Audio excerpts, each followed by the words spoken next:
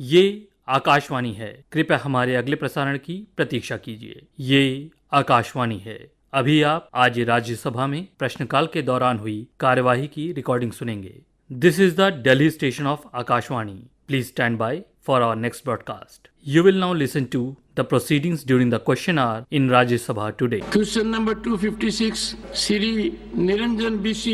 Question number 256। प्रश्न क्रमांक 256। क्या उपभोक्ता मामले, खाद्य और सार्वजनिक वितरण मंत्री यह बताने की कृपा करेंगे कि का देश में राष्ट्रीय खाद्य सुरक्षा योजना NFSS के अंतर्गत शामिल किए गए लाभार्थियों की संख्या के संबंध में राज्यवार नवीनतम आंकड़े क्या हैं? ख विगत 3 वर्षों के दौरान देश में खाद्यान्न और अन्य आवश्यक वस्तुओं की खरीद और वितरण के लिए संवितरित धनराशि सहित NFSS के अंतर्गत आवंटित धनराशि का राज्यवार ब्यौरा क्या है? और ग क्या सरकार ने NFSS के अंतर्गत कोई विशिष्ट लक्ष्य निर्धारित किए हैं? यदि हाँ, तो इन लक्ष्यों की प्राप्ति में आई चुनौतियों तथा इस संबंध में हुई प्रगति सहित इन लक्ष्यों की वर्तमान स्थिति क्या है? Honorable Minister. श्री प्रहलाद जोशी, उपभोक्ता मामले, खाद्य और सार्वजनिक वितरण मंत्री। Supplementary one. Thank you, sir.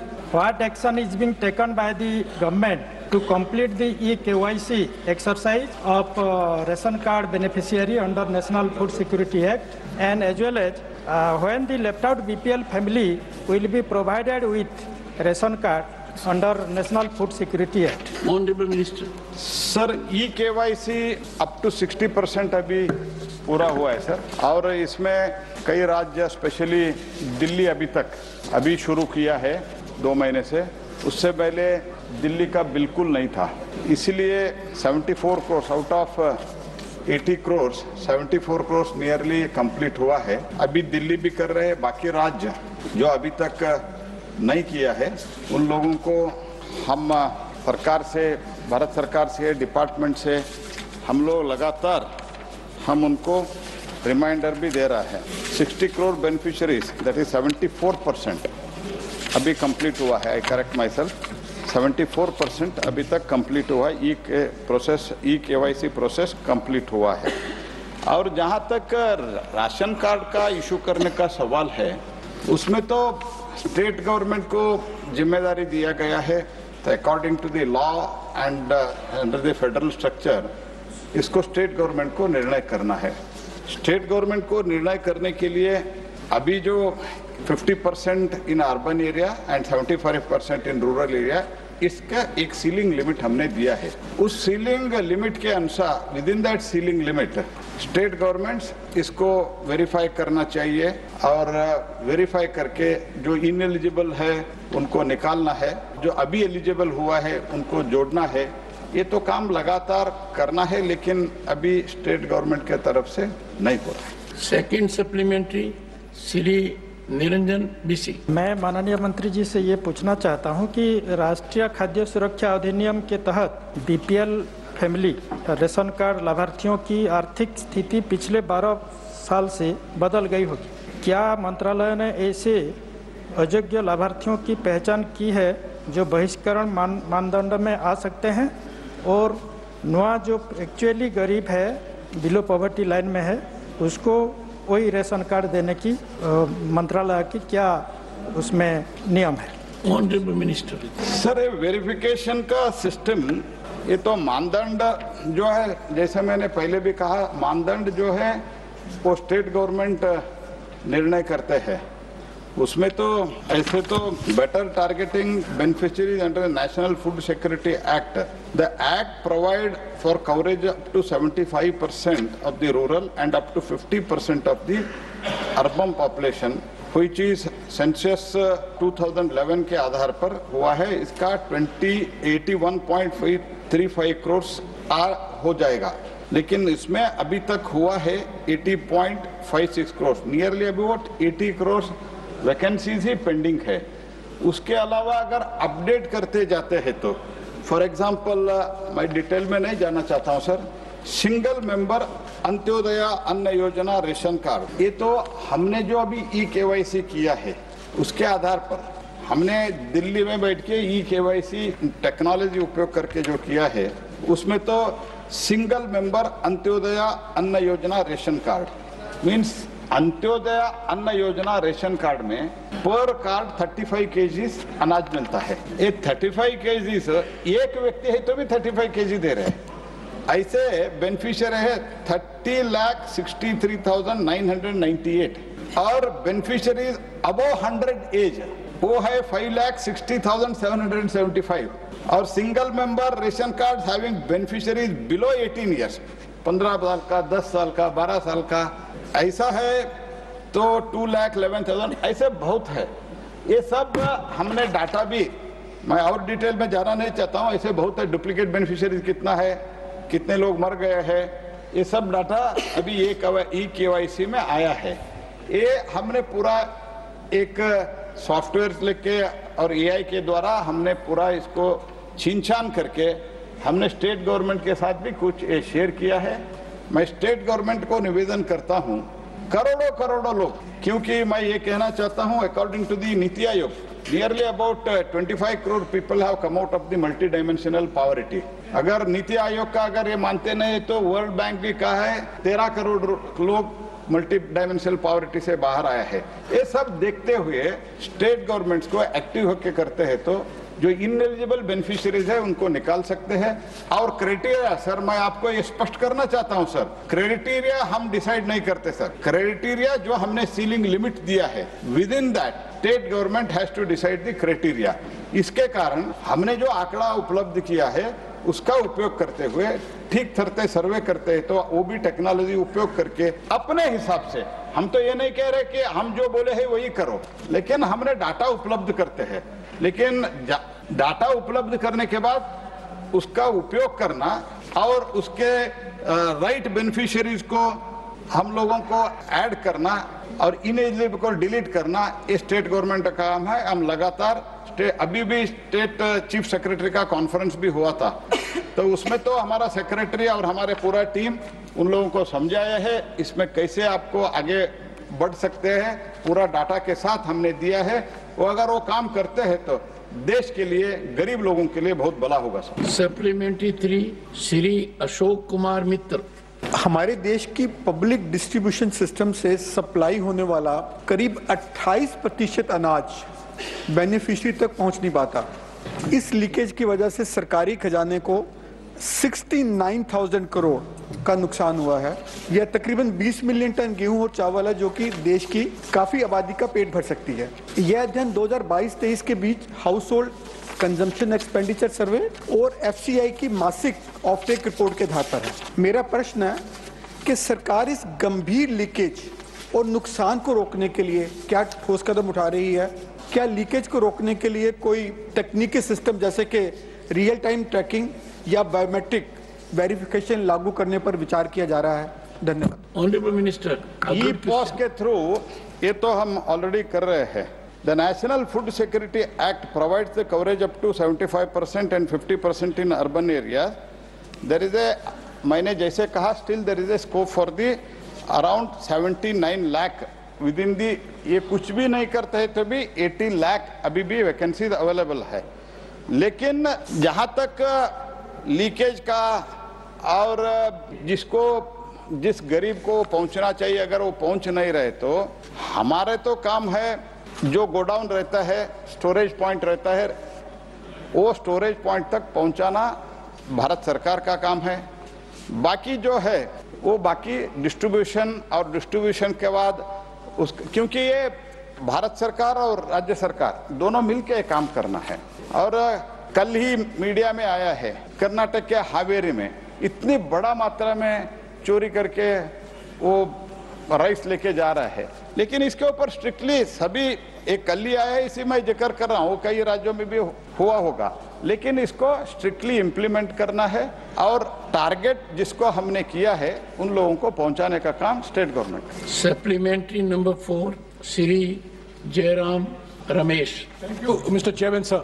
Sir, in Part B, Para 4 of the answer of the Honorable Minister, he says, under the National Food Security Act 2013, free of cost food grains are distributed to beneficiaries. Sir, I hope the Minister does not get pulled up or removed from his assignment because of this admission that he has made for the first time in 11 years that the government has acknowledged that the National Food Security Act 2013 free of cost food grains are distributed to beneficiaries. You should appreciate the Sir, minister for my saying question, no, this is an appreciation of the answer. He has acknowledged that there was an India before 2014 also. Sir, the answer reveals. There was India also before 1947. Yes, sir. We have a long history. Yes, sir. Sir, that should be addressed to the treasury benches, not to us. We recognize it, sir. Sir, the answer, if you go by the answer of the Honorable Minister, the difference between intended beneficiaries and identified beneficiaries is 8 million. That means 8 million Indians today who are entitled under the National Food Security Act for free food grains are not getting the free rations by the minister's own admission. So my first question is, how will this gap between intended beneficiaries and identified beneficiaries be filled up? Second, last week, the chairperson of the Congress Parliamentary Party had pointed out in her zero-hour intervention that the 2011 census has not been updated. There has not been a 2021 census. And as a result of that, almost 14 crore Indians who are eligible under the National Food Security Act are not getting their benefit. My question to the Honorable Minister, when will the 2021 census be conducted so that the National Food Security Honorable Act Minister. is updated in terms of free distribution of food grains? अगर मैं जयराम रमेश जी का जो question है वो जिक्र करके बोलना चाहता हूं तो सर मैंने पहले इससे पहले भी मैंने कहा ऐसा करो ना जी कि कभी कभी तथ्यों से भटक जाते हैं। हाँ तथ्यों से Mind भटक over जाते रखो। हैं। सर मैं जयराम रमेश जी को और पूरा ये यूपीए के लोग बैठे हुए उनको कहना चाहता हूँ तो अभी इंडिया हो गया इंडिया भी नहीं है। देखो वो पॉलिटिक्स में पढ़ो मत, आप ही लोग कहा है हम कांग्रेस का नेतृत्व तो मानेंगे नहीं, आप ही लोग कहा है, हम तो ये नहीं बोलना चाहते, हम पॉलिटिक्स में इसमें अरे जॉन ब्रिटा जी आप तो कृपया बात मत करो। और कांग्रेस से मैं कल केरल से आया हूँ, कांग्रेस से कितने आप लोग लड़ रहे हैं मैं जानता हूँ उधर केरल में। Honorable Minister, on response to his question. हाँ सर सर सर अच्छा sir sorry sir I will continue. देखिए माननीय मंत्री जी, माननीय सदस्य ने जी पॉइंटेड तरीके से जी आपके पैरा 4B का ध्यान देते हुए जी ये कहा है कि there is a gap between two categories, intended and actual. तो पहला है is there a gap, second how would this gap be bridged? Sir वो सेकंड है, I am on first part, sir I am on first sir part. मैं ये कहना चाह रहा हूं सर, एक तो 2014 से पहले के बात उन्होंने किया है, लेकिन अगर इस एक्ट के बारे में because he is referring to the 2013 act, लेकिन मैं ये कहना चाहता हूं 2014 के मार्च अप्रैल में चुनाव था, उससे ठीक पहले एक महीने पहले ये लोग करके चले गए। बाद में जो भी राज्य इसका इम्प्लीमेंटेशन हुआ है वो भी एक्ट में फ्री नहीं है, अश्योर्ड फूड सिक्योरिटी सेफ्टी है, लेकिन इसमें जो कि एनएसएफ एक्ट में है इसका इम्प्लीमेंटेशन नरेंद्र मोदी जी के सरकार में हुआ है। हम फ्री में बांट रहे 81 करोड़ लोगों को और इन लोगों ने रूल भी नहीं बनाया था sir, they have not even form the rules were framed by us and all the states they were brought in this National Food Security Act after Shri Modi took over. Let them understand that. This is number one. Number two, sir. Number two, ये जो gap के बारे में intended के बात के बारे उन्होंने कहा है, भारत सरकार सीलिंग लिमिट दिया है, वो सीलिंग लिमिट के अनुसार स्टेट गवर्नमेंट अपने क्राइटेरिया डिसाइड करके एडिशन और डिलीशन कर सकते हैं। इसके बारे में इसीलिए मैंने कहा था, जो भी अभी तक मैंने फिर से कहा सेंसस का बात मेरे डिपार्टमेंट में नहीं आता है, लेकिन सर मैं ये कहना चाहता हूं जैसे मैंने कहा अगर स्टेट गवर्नमेंट सभी single member AAY card nearly about 31 lakhs, beneficiaries above 100 years age 5,60,000 और single members RCs having below 18 age, 2,11,000. Our duplicate beneficiaries, nearly about 31 lakhs. Silent ration card, 2 crore 20 lakhs.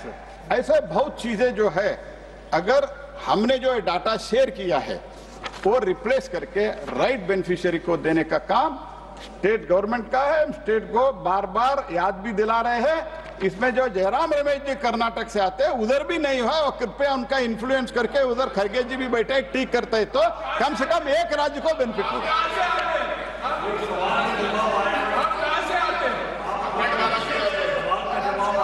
एक सेकंड 2011 का census का जवाब दीजिए। नहीं, जयराम जी आपके नाम ही राम है। इन्होंने जवाब ये दिया है, एक सेकंड, जवाब ये दिया है कि सेंसस का विषय मेरे मंत्रालय से जुड़ा हुआ नहीं है। नंबर 2, नंबर एक आई नो है, but when there is a question in the house we expect a minister to be thorough with his own department. Number 1. Number 2, honorable members, if there is satisfaction, and which is quite often, that the minister has not responded adequately, there is a mechanism. I would appreciate members to take recourse to that mechanism, and Pramod ji, you will find chair to be proactive. Once you take recourse to a mechanism, that answer to a question needs to be supplemented or is an inadequate. Right now the honorable minister has said कि आपने जो homework इनको दिया उस homework को इन्होंने काफी लगनशीलता से किया है, यही आपका जवाब है। Supplementary number 5, Shri R Girirajan.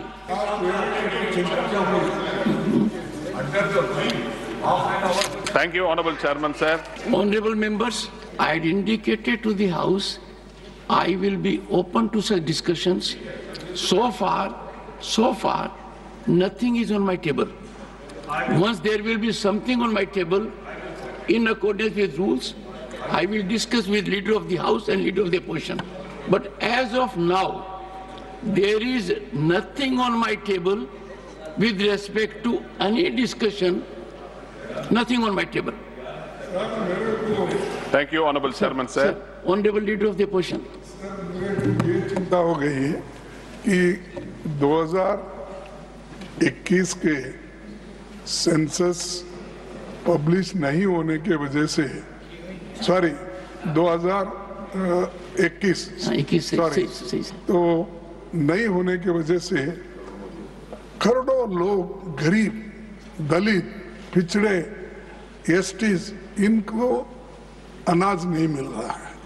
और आप कह रहे हैं कि ये स्टेट का काम है, इन्हों करना चाहिए, मेरा पोर्टफोलियो नहीं, ये कह रहे हैं। और एक दूसरे को बोल रहे हैं, वो कह रहे हैं कि तुम कर्नाटक के हो, वहाँ करवाना चाहिए, वो भी कर्नाटक के हैं, वो करवाना चाहिए। कर्नाटक के हैं? नो, मैं तो अच्छा, ओके, मैं इसीलिए जोशी साहब को पूछता हूँ कि वो भी कर्नाटक से रहने के बावजूद भी क्यों नहीं इंटरेस्ट करने के लेते, वहां पर रिव्यू क्यों नहीं करते? रिव्यू करना चाहिए, being a minister, central minister, और वो एमपी भी वहीं के हैं। ये सब दूसरों के ऊपर डालने की कोशिश मत करो, और तुम दोनों एक ही है, बाद में मिलते हैं, डिस्कस करते हैं, लेकिन हम परेशान। ठीक है, minister will get a right of reply, क्योंकि मामला सर मैंने जयराम जी और खड़गे जी का सरकार है इसलिए आप कर्नाटक में कर दो, ये मैंने कहा हूँ। और सिर्फ जयराम जी और मैं नहीं, खड़गे जी और हम बाहर, हम भी एक ही है सब। सर दूसरी बात क्या है, तो मतलब यहाँ पर नाटक है बाहर एक है, बाहर तो दोस्ती रहता है ना सर। सर यहाँ भी दोस्ती कर लो, और इधर तो मंत्री के नाते हम हमारे जिम्मेदारी निभाते हैं।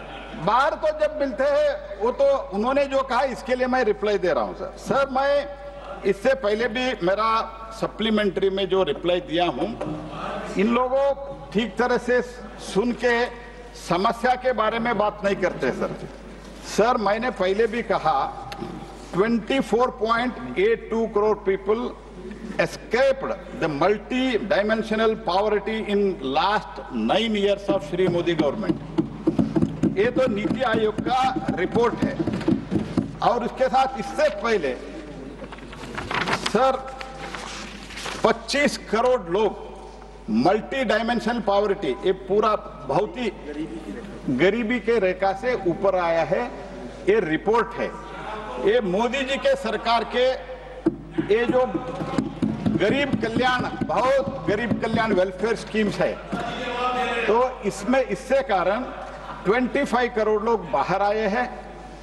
तो ये 25 करोड़ के हिसाब से अगर बात करूं तो ये जो 81 करोड़ का टारगेट है उससे कम ही आता है। मंत्री जी, मैंने तो आपको अवसर दिया था with respect to political punching, आप जवाब पर आ गए, आपका बात संतुष्ट है सर। और एक ही सेकंड बोलता हूं सर। और दूसरी बात sir, overall about 7.85 crores they can be replaced and new people can be added according to our eKYC sir. Okay, वो तो काम करना स्टेट का ही, हमने स्टेट को और कर्नाटक के भी चीफ सेक्रेटरी को और कर्नाटक के मंत्री से भी हमारा इसके बारे में बात हुआ है, ये मैं खरगे जी को बताना चाहता हूं। Shri R Girirajan, 5th supplementary. Thank you, Honorable Chairman, sir.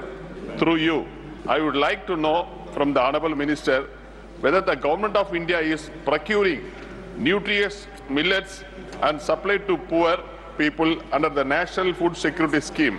And if so, the total amount sanctioned, dispersed and spent for the procurement of nutritious millets in the last 3 years, year-wise, state-wise. Thank you, sir. Honorable Minister. Sir, प्रधानमंत्री गरीब कल्याण अन्न योजना में हम तो 5 kg अनाज हर एक व्यक्ति को देश में देते हैं। अंत्योदय अन्न योजना में हम 35 kg देते हैं।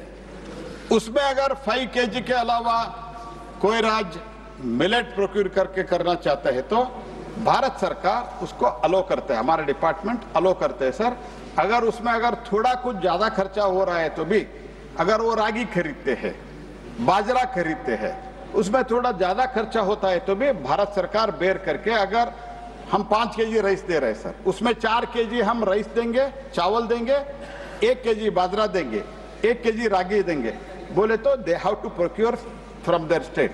Otherwise if they want, if they submit it to us, wherever ये जो अवेलेबल है उससे प्रोक्योर करने का कोशिश हम करते हैं, लेकिन 5 kg अनाज ये अश्योर्ड है। क्वेश्चन नंबर 257, श्री आदित्य प्रसाद। प्रश्न क्रमांक 257, क्या नवीन और नवीकरणीय ऊर्जा मंत्री यह बताने की कृपा करेंगे कि क्या सरकार की सौर पार्क योजना में बड़े पैमाने पर सौर विद्युत परियोजनाएं स्थापित करने में सफल रही है? यदि हाँ, तो अब तक कितने सौर पार्क स्थापित किए गए हैं, उनकी कुल संस्थापित क्षमता कितनी है और उनसे कितनी सौर विद्युत उत्पादित की जा रही है? और सौर पार्क योजना से अब तक सबसे अधिक लाभान्वित होने वाले राज्य कौन कौन से हैं और झारखंड में इस योजना के अंतर्गत क्या प्रगति हुई है? ऑनरेबल मिनिस्टर श्री प्रहलाद जोशी, नवीन और नवीकरणीय ऊर्जा मंत्री। Supplementary number 1, Shri Aditya Prasad. धन्यवाद आदरणीय अध्यक्ष महोदय। सेकी फ्लोटिंग सौर park Getalsud dam Ranchi, DVC floating सौर पार्क चरण 2 Maithon dam Dhanbad, DVC floating सौर पार्क चरण 1 तेलैया डैम झारखंड और पंचत डैम झारखंड, इन स्वीकृत सौर पार्क के लिए मैं माननीय मंत्री जी को बहुत बहुत धन्यवाद देता हूं। लेकिन माननीय मंत्री जी से मेरा प्रश्न है कि क्या सरकार इन परियोजनाओं के संचालन और रख रखाव के लिए स्थानीय युवाओं को प्रशिक्षित करने की कोई योजना पर विचार कर रही है? Honourable minister. इसमें जो है हम सैंक्शन करते हैं सर, ये तो प्रश्न है सोलार पार्क के संबंध में। सोलार पार्क के संबंध में हमने सोलार पार्क कई राज्यों को हमने इसमें अलॉट किया है, उसमें सब्सिडी भी है। वो subsidy CFA up to 25 lakh पर solar park for the detail project report DPR के लिए हम 25 लाख देते हैं और अप टू 20 लाख पर मेगावाट और 30% ऑफ द कॉस्ट। तो ये एक्चुअल सोलार पार्क इंस्टॉलेशन के लिए पर मेगावाट हम देते हैं। तो इसलिए जो कुछ भी अभी झारखंड में करना है, झारखंड सरकार को हमने बार बार याद दिलाया है कि उधर जो कुछ भी हमने दिया है सोलार पार्क, अभी तक मैं दुर्भाग्यपूर्ण से मैं बता रहा हूं, झारखंड में एक भी सोलार पार्क का इम्प्लीमेंटेशन नहीं हो रहा है। Second supplementary Shri Aditya Prasad ji. Sir, माननीय मंत्री से मेरा ये प्रश्न है कि क्या सरकार ऐसी किसी कदम पर विचार कर रही है जिससे किसानों को अपनी अनुपयोगी या बंजर भूमि को सौर पार्कों के लिए किराए पर देने हेतु अधिक प्रोत्साहन मिल सके? माननीय मंत्री जी, महत्वपूर्ण प्रश्न है। सर, इसमें जो है ये तो सोलार पार्क का विषय है। सोलार पार्क 100 मेगावाट का होता है सर। सोलार पार्क का 500 megawatt solar park requires about 2000 to 2500 acres. ये 500 मेगावाट का हम देते हैं, तो इसीलिए सोलार पार्क हम बंजर भूमि पर नहीं दे सकते। लेकिन पीएम कुसुम में फीडर लेवल सोलराइजेशन के लिए पीएम कुसुम एक बहुत ही उपयोगी कार्यक्रम है, योजना है। उससे बहुत ही बेनिफिट मिलता है हमारे किसान को। एक तो बिजली दिन में अवेलेबल होता है, अफोर्डेबल बिजली होता है। इसके कारण पीएम कुसुम के द्वारा वो कर सकते हैं। उसमें कोई पीएम कुसुम ए है, पीएम कुसुम बी है। कंपोनेंट ए पीएम कुसुम में 1000 मेगावाट सैंक्शन हुआ है, और अभी तक अभी जहां इस पीएम कुसुम में किसान के जो जगह में, किसान के लैंड में जिन लोगों ने ये पीएम कुसुम का एस्टैब्लिश करते हैं, उसके लिए जब डिस्कॉम इससे खरीदते हैं, इलेक्ट्रिसिटी खरीदते हैं, पर यूनिट हम 40 पैसा सब्सिडी भी देते हैं। एंड हम सजेस्ट राज्य सरकार को ये किया है, अनयूजेबल जो लैंड है, अनकल्टिवेबल जो लैंड है, इसमें उसका उपयोग कर सकते हैं। Supplementary number 3 Shri Praful Patel. Sir, what we have in abundance in our country, nature has provided us, is abundant sunlight, and to harness that sunlight. What did you say? Abundant? In abundance, nature has given us is sunlight. Sunlight. SUN. SUN. And that is something which we need to harness, and I must compliment Prime Minister Modi for a renewed focus with a lot of emphasis that this sunlight should be harnessed to produce solar power.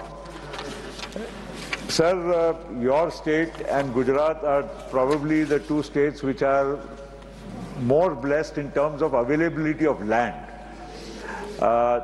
Because of the desert area, there is a lot of availability of land, and Gujarat and Rajasthan both have taken advantage of the availability of land and put it to good use and are producing a lot of solar power.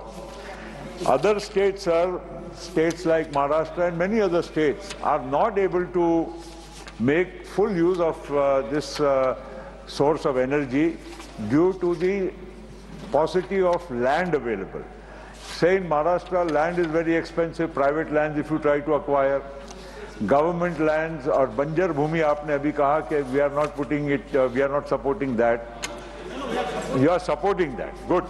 So इसका फायदा लेकर हम लोगों ने, can we not encourage other states to take advantage of this policy of yours, to use idle revenue lands and put it to good use, so that solar energy which can be produced across the length and breadth of the country does not remain limited to a few states, but gets equitably, harnessed all across the country in all the major states. Honorable Minister.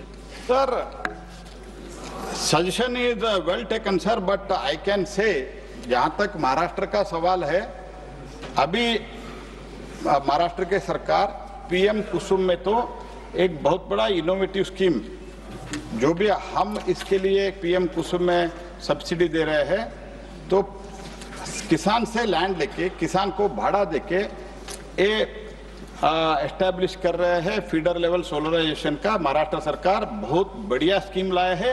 That scheme I think other states also can follow that model as far as Maharashtra is concerned. Overall अगर बताना है तो देश में 55 solar park में महाराष्ट्र में भी 13 solar park है और उसमें 4 पार्क काम भी कर रहे हैं। तो उसके साथ मैं ये कहना चाहता हूँ अभी जो हमारा टोटल 2014 में we are having 2.83 gigawatt of the solar power. In 10 years, sir, we have crossed very recently 103 gigawatt of solar, and it is happening not only in 2 states, many other states also ये हो रहा है। मेरा तो निवेदन इतना ही है, जो कुछ भी स्कीम्स है हमको जो अभी तो मैं आपको ये भी बताना चाहता हूँ, एक तो हमारे पास कन्वेंशनल एनर्जी के साथ we have committed by 2030 the total requirement of energy, out of that 50% will be met through the renewable energy. वो करने के लिए और ओवरऑल रिक्वायरमेंट ऑफ पावर भी 2032 तक ये डबल होने जा रहा है। इसीलिए conventional energy plus renewable energy मिलके हमको आगे बढ़ना है। इसके कारण आज के दिन में हमारा टोटल 103 गीगावाट है। अभी 125 gigawatt is under implementation and 69.61 gigawatt is under tendering stage. Overall, a total 297.38 gigawatt हमारा टारगेट है 2030 तक 300 gigawatt। उसमें हम ठीक तरह से आगे बढ़ रहे हैं। जिस राज्य में हमने पार्क भी अलो किया है, पीएम कुसुम में भी दिया है और पीएम सूर्य घर में भी दिया है। जिस राज्य नहीं कर रहे, पीएम सूर्य घर तो इतना बढ़िया योजना है, sustainable free of cost electricity कोई एक योजना में दे सकते हैं तो वो पीएम सूर्य घर योजना में दे सकते हैं। उसके अलावा सिर्फ फ्री इलेक्ट्रिसिटी नहीं है, he can earn, he can deposit 15 lakh rupees after 25 years, because हमारा जो मॉड्यूल्स है, ये मॉड्यूल का लाइफ है मिनिमम 25 ईयर्स। 25 ईयर्स तक 300 उनको units per month minimum 300 he will get free, and extra जो है 300 में वो पूरा 300 उपयोग नहीं करेंगे, बाकी जो एक्स्ट्रा है वो डिस्कॉम में बेचने के लिए हमने परमिशन दिया है। परमिशन नहीं दिया है, रिन्यूएबल परचेज ऑब्लिगेशन का एक हमने नियम रखा है, उसके वो 20 अभी उसका लागू होना शुरू होगा। पेनल्टी लगेगा जिस डिस्कॉम रिन्यूएबल एनर्जी यूज नहीं करेगा। तो इसीलिए राज्यों को, डिस्कॉम को ये उपयोग करके रिन्यूएबल एनर्जी 50% जो हम बना रहे हैं और ओवरऑल एनर्जी का नीड बढ़ रहा है, उसके अनुसार राज्य काम करना चाहिए और राज्यों के साथ हम लगातार मीटिंग कर रहे हैं। प्रोग्रेस भी हमारा बहुत ही बढ़िया प्रोग्रेस है। सप्लीमेंट्री नंबर 4 डॉक्टर के Lakshman. Chairman sir, at the outset I would like to congratulate the government led by Modi ji and the minister concerned for setting up large-scale solar projects in the country. But I have seen in the answer 22 billion units of solar energy was generated in 13 states. But unfortunately, the state which I belong to doesn't seem to be there in the 30 states. Sir, given Telangana's potential for over 20 gigawatts of solar energy generation, why has the state not been prioritized under central scheme like Solar Park scheme? What steps are being taken to address regulatory and financial barriers to accelerate large-scale solar plant in Telangana, sir? Honorable Minister.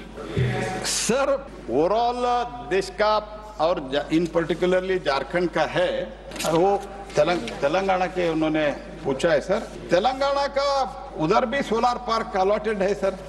Implementation करना, land available करना, जैसे मैंने शुरुआत में भी कहा 500 megawatt solar park 2000 to 2005 acres of the land is required sir. ये तो देने का काम राज्य सरकार को करना है।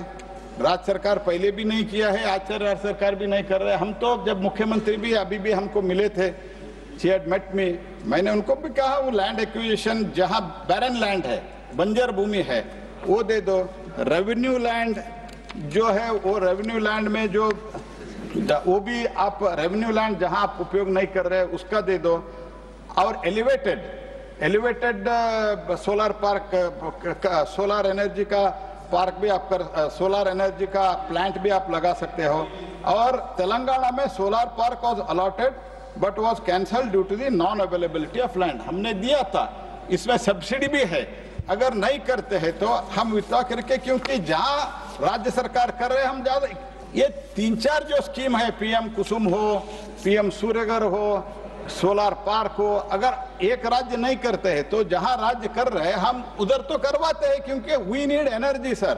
Not only we are committed to the world by the honourable prime minister, but otherwise also, since we have become the 5th largest economy of the world and we are going to become 3rd largest economy of the world, investment is coming sir, FDI is flowing. तो इसीलिए जब हमको चाहिए, इसके लिए सब power चाहिए sir, तो ये पावर तो एनर्जी वॉट एवर रिक्वायरमेंट है, एनर्जी पावर, हाँ sir, not political sir power sir, not political power. Political power से हमारे पास और 25 साल लगेगा सर, हमको उसमें कोई चिंता नहीं सर. तो लेकिन ये पावर जो है ये जनरेशन करने के लिए हर राज्य कोशिश करना, नहीं तो जहां एनर्जी नहीं है उधर इन्वेस्टमेंट नहीं होगा सर. अभी मैंने झारखंड का जिक्र किया और अभी तेलंगाना के माननीय सदस्य ने जिक्र किया, हमने जो अलॉटेड सोलर पार्क हमको कैंसिल करना पड़ा sir. That every state government has to think over that energy generation is the basic responsibility. हम तो मदद कर सकते हैं पीएम मोदी जी के नेतृत्व में रिन्यूएबल एनर्जी में और ओवरऑल एनर्जी में. मैं एक चीज आपको, आपके द्वारा मैं सदन को भी, देश को भी बोलना चाहता हूं sir. When we took power it was 269 gigawatt overall generation, whether it is renewable or conventional energy. Today in just 10 years sir, 469 gigawatt हम जनरेट कर रहे हैं. It is almost more than double sir, little less than double sir. तो इसके लिए देश में जो प्रगति हो रहा है, देश का प्रगति हो रहा है, उसमें तो सबको सहयोग देना है. उसमें तेलंगाना में भी करते हैं. तो इस अभी रिसेंटली तेलंगाना चीफ मिनिस्टर मुझे मिला था, मैंने उनको पूरा आश्वस्त किया अगर आप अचीव करते हैं तो हम तो सपोर्ट दे देंगे करके. मंत्री जी, तेलंगाना झारखंड ठीक है, राजस्थान पर भी नजर रखिए. सप्लीमेंट्री नंबर 5, मयंक भाई, जयदेव भाई नायक.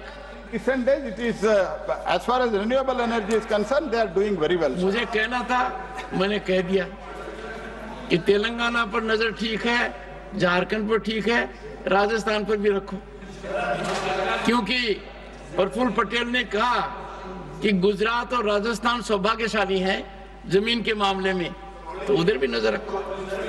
श्री मयंक भाई, जयदेव भाई नायक, सप्लीमेंट्री 5.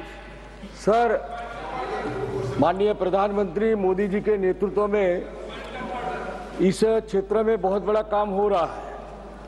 सर, ये साल सहकारिता वर्ष के... 1 second. Your point of order, Rajiv Shukla, under which rule? Sir, it's about general procedure of the question hour. But you can listen because you are a reformer. है ना, parliamentary reformers, you can... One second. Sir, in 40 minutes, only 2 questions, not even 2 questions have been finished. We prepare the questions, है ना, and the long supplementaries, Honorable members, unending replies, so it becomes a problem, sir. Why should we prepare? Why the bureaucrats should prepare the question? Rajiv ji, once we have thorough discussion on a question, bureaucracy is very alert.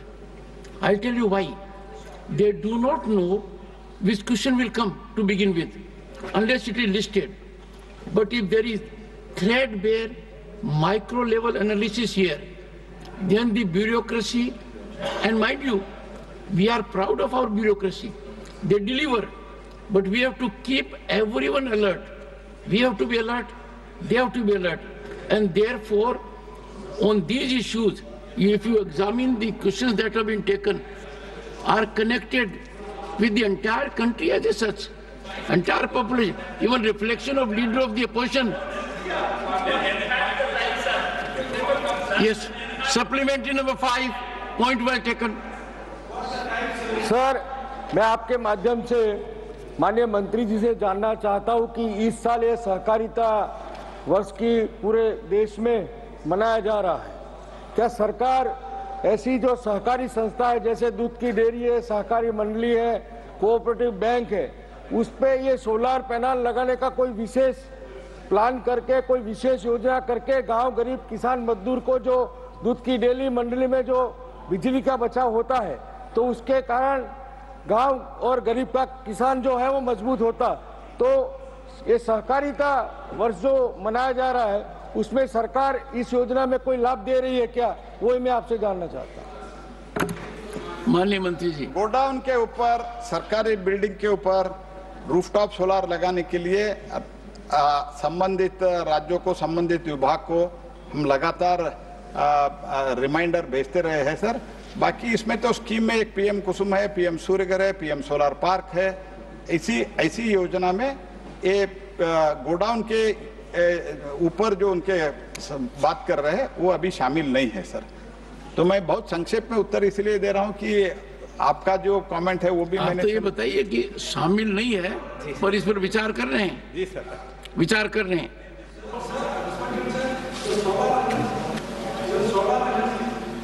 Sir, the solar energy and issue is very crucial, sir. But you have given the questions only who are supporting the trustee bench. That is very painful, sir. I take your point in the right spirit, but when I call a member, I see, has he ever got an opportunity, number one?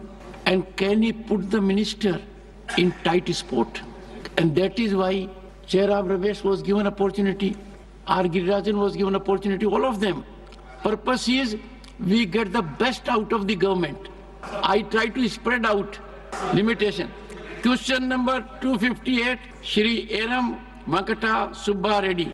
प्रश्न क्रमांक 258। क्या स्वास्थ्य और परिवार कल्याण मंत्री यह बताने की कृपा करेंगे कि क्या अखिल भारतीय आयुर्विज्ञान संस्थान एम्स मंगलगिरी में 259 शिक्षण और 1469 शिक्षणेतर स्वीकृत पदों में से क्रमशः 107 शिक्षण और 450 शिक्षणेतर पद रिक्त हैं?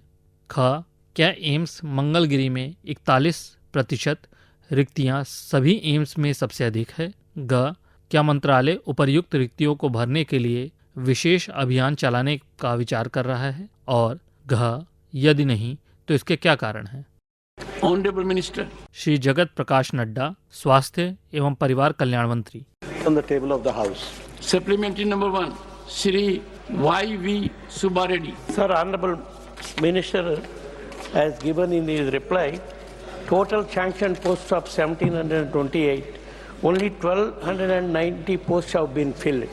Balance 438 posts were yet to be filled, sir. Sir, I would like to know from the Honorable Minister, when the Standing Selection Committee constituted in AIIMS Mangalagiri and what it has been done since its constitution to recruit the faculty positions, sir. Sir, I would like to also know from Honorable Minister in what time frame within which all faculty positions in AIIMS Mangalagiri are filled on regular basis, sir. Sir, this question pertains to Mangalgiri All India Institute of Medical Sciences.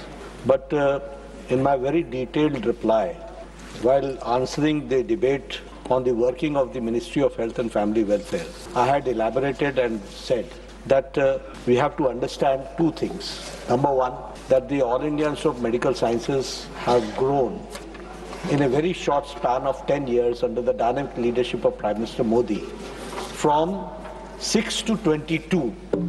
6 to 22. And when I say so, I would like to also suggest that we have not diluted the brand of All India Institute of Medical Sciences. And so, continuously we are recruiting, and the recruiting process is continuous and it is dynamic in nature. And what we see is, number one, the eligible candidates. We also see the reservation roster, and it depends on the location of the institute also. We have a permanent standing selection committee for recruiting the faculty members, which meets from time to time, and accordingly they are recruited. Number two, we have got Institute of National Importance Super Specialty Examination for senior residents, and twice a year we have the examination. Twice a year, every 6 months we have an examination. The same way we have got an Institute of National Importance Combined Entrance Test for Junior Research Fellowship. So JRs also, and that also twice a year. Now we can go as fast as we can. And I would also like to enlighten the House that the centralized nursing officer recruitment common eligibility test for nursing officers This is also held twice a year. So for nursing, for paramedics, for JRs, junior residents, for senior residents, and for faculty members. We leave no stone unturned. We obey the rosters also, but at the same time, we see that we do not compromise with the standards of the All Indians of Medical Sciences, and that brand name does not get diluted. We have common recruitment examination for Group C and D posts also. Here I would also like to say that when you talk about Mangalgiri, we have 259 posts for faculty, 58.69% is filled. Of course, 41% is to be done, and we are going very fast on it. And I assure you, we'll go very fast on it. The non-faculty, we have recruited 77%, and the total is 74%, which has been recruited in Mangalgiri. What I would like to assure the member that for All Indians of Medical Sciences, this continuous process, this dynamic process is in automated mode. We have to only monitor and see to it that the posts are filled. But the leap of All Indians of Medical Sciences from 6 to 22 is so huge, and not compromising on the brand, taking care of that, we are going as fast as we can. In your reply to the debate on the demands of the ministry, you had exhaustively focused on this. Second supplementary, Shri Y.V. Subba Reddy. Sir, I welcome that Honorable Finance Minister announced in the budget to set up day care cancer centers in all the districts, sir. But I would like to know from the Honorable Minister, since you are registering nearly 15 lakh cases annually, whether all the proposed day care cancer centers in districts will have separate department for cancer patients and facilities for screening, X-ray and mobile testing facilities. Sir. Honorable Minister. Sir, I would like to also know whether AIIMS Mangalagiri has territory care cancer center. If not, will the Honorable Minister will consider to setting up of this center in AIIMS Mangalagiri, sir? Specific. Supplementaries which he has asked. Number one is related to cancer, although that does not pertain with this question. But I'll say that Honorable Finance Minister has announced that every district will have a cancer care center in next 3 years. I assure that 300 cancer centers are working at the moment, more than 300. I don't have the exact figures, but approximately 300 plus daycare cancer centers are working. This year we are going to have 200 daycare cancer center, and within 3 years all districts will have daycare cancer center. And when I say daycare cancer center, they will have chemotherapy and other equipments also for giving the treatment to the patients. Number one. Number two, Mangalgiri is having a full-fledged department of oncology. All Indians of Medical Sciences are having a full-fledged and state-of-the-art equipments are being provided to Mangalgiri also. Supplementary number 3, Shri Tiruchi Shiva. Thank you, Chairman, sir. Sir, in the statement by the Minister, the vacancies of faculty 41.31% and non-faculty 22.53%. The reasons for the vacancy, he has said that lack of eligible qualified doctors, health professionals, reservation roster and location of the institute. Whether it applies to non-faculty also is different, sir. Sir, I would like to say that in Chennai, Guindy, a specialized hospital, a multi-speciality hospital, Kalaignar Centenary, 1,000 bedded has been constructed in 3 years. My question is, the AIIMS which you announced to be operational by 2020 in 2015 has not yet come to operational. What is the status of it, and what is the timeline when it will be operational? Honorable Minister. Sir, it's not related to this question, but certainly there were initially some problems which has arisen in the Madurai, but now it is in full swing, and we are trying to see to it that the construction work takes place in due time and it will be operational very soon. Supplementary number 4, Shri Santosh Kumar P. Sir, establishment of a new AIIMS is a long pending demand from the state of Kerala. So what prevents you from allowing a new AIIMS to Kerala? If nothing prevents, when are you going to announce the same? Honorable Minister. Nothing prevents. You see, we are consolidating at this point the existing All India Institute of Medical Sciences. We have said, in our statement, we have said that we are trying to remove the regional imbalances. And that is why priority-wise we have given All India Institute of Medical Sciences where those regions did not have any public or private good quality hospitals. We concentrated in Northeast, Assam, we went to Bhubaneswar, we went to North.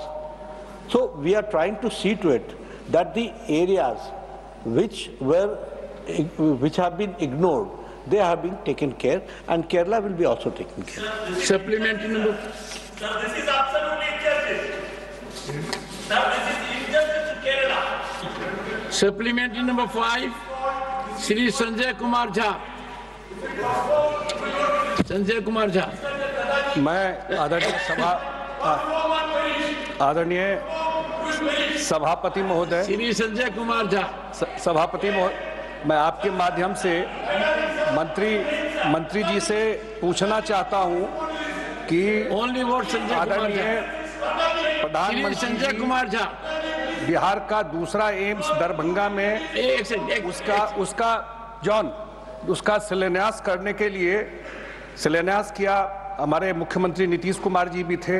तो मैं सिर्फ ये जानना चाहता हूं कि जब तक वो एम्स का बिल्डिंग बनता है, वो फंक्शनल होता है, तो क्या कोई जगह लेकर के वहां पर पढ़ाई शुरू किया जा सकता है? एक विषय उसके साथ और था कि बहुत बड़ा एरिया है कोसी का, जैसे आपने दिल्ली एम्स का विस्तार झज्जर में किया, क्या दरभंगा एम्स का एक कोई सब ब्रांच या उसी टाइप का सिस्टम सहरसा में बनाने का कोई विचार कर सकते हैं? ऑनरेबल मिनिस्टर सर, ये 1 सेकंड सर, ये जॉन बियर विद मी ये प्रश्न से जुड़ा हुआ नहीं है, लेकिन फिर भी हमारा ये मूल, प्लीज जॉन डोंट फोर्स, मूल प्रश्न से जुड़ा हुआ नहीं है, लेकिन हमारा एक एसओपी है। जब भी हम किसी एम्स को स्टैब्लिश करते हैं तो उसका एक स्टैंडर्ड ऑपरेटिंग प्रोसीजर है। उस प्रोसीजर में क्लासेस कब शुरू होंगी, कितना % का जब बिल्डिंग्स बन जाएंगी, कैसे कैसे स्टाफ का रिक्रूटमेंट होगा, उस प्रोसेस को हम लोग दरभंगा में भी लेटर और स्पिरिट में इम्प्लीमेंट कर रहे हैं। Honourable minister, one second. Would you take your seat? 1 second. Honorable Minister, listen to me. Listen to me first. Honorable Minister, members from Kerala have a point of view. I'm sure you will be gracious enough to invite them over a cup of tea. And you did. Now, question number 259, Shri Sanjeev Arora, not present. Shri Sanjeev Arora is not present for a second time. He was lucky to get his question. प्रश्न क्रमांक 259, क्या स्वास्थ्य और परिवार कल्याण मंत्री यह बताने की कृपा करेंगे कि क्या मंत्रालय ने यह सुनिश्चित करने के लिए राज्यों हेतु कोई दिशा निर्देश मानक परिचालन प्रक्रिया SOP तैयार की है कि अस्पतालों द्वारा खरीदी गई एम्बुलेंस गाड़ियां AIS 125 मानकों के अनुरूप ही हों? यदि हाँ, तो जारी किए गए दिशा निर्देशों SOP का ब्यौरा क्या है? क्या ये सुनिश्चित करने के लिए कोई वैकल्पिक तंत्र उपलब्ध हैं कि राज्यों, संघ राज्य क्षेत्रों द्वारा खरीदी गई एम्बुलेंस AIS 125 मानकों के अनुरूप हों? और यदि हाँ, तो तत्संबंधी ब्यौरा क्या है? ऑनरेबल मिनिस्टर जगत प्रकाश नड्डा, स्वास्थ्य एवं परिवार कल्याण मंत्री। is laid on the table of the House. Supplementary, Dr. Fozia Khan. Thank you. Emergency medical services in Maharashtra and across India are suffering from severe inadequacies. Sir, despite efforts under the NHM, systemic gaps continue to jeopardize the lives of those in urgent care, need of care. In November 24, a pregnant woman in Maharashtra's Palghar lost her life in transit as her ambulance was not equipped with basic life-saving equipment like oxygen. A recent CAG report also has highlighted deficiencies in tribal and rural health infrastructure in Maharashtra, especially the acute shortage of ambulances equipped to provide essential care. What steps is the government taking to prevent such tragic incidents, and what steps are being taken to augment the number of BLS and ALS ambulances and revise the existing ratio of BLS and ALS ambulances per population standards? Honorable Minister. Sir, the question which Honorable Member has raised, it's a question which I'll answer, but it gives an impression that something very wrong is going on. I would like to enlighten the House that as far as, and I told when I was discussing about the working of the Health Ministry, that the MMR of India is more than double than the global decline. The IMR is also more than double than the decline of the global decline. And being double is good.